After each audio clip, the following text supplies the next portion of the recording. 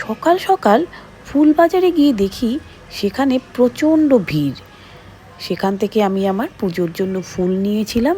তারপরে গিয়েছিলাম মিষ্টির দোকানে, যেখান থেকে নিয়েছিলাম মিষ্টি। এছাড়া মিষ্টির দোকানের পাশে ছিল এক বড় মার দোকান।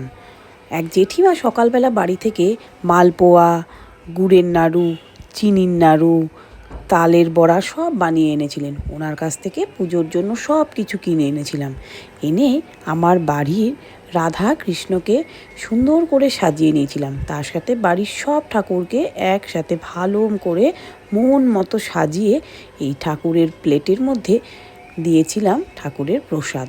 দিয়েছিলাম 5 রকমের মিষ্টি, তার সাথে তালের বড়া, তালের মালপোয়া, নারকেলের নাড়ু, গুড়ের নাড়ু। আর যেহেতু আজ লোকনাথ বাবার আবির্ভাব তিথি, তাই 2টো অমৃতিও এনেছিলাম। সব কিছু দিয়ে সুন্দর করে নিজের মন মতো করে ভগবানের পুজো করেছিলাম। আমার বরাবরই সকাল সকাল বাড়িতে পুজো করে নিতে ভীষণ ভালো লাগে।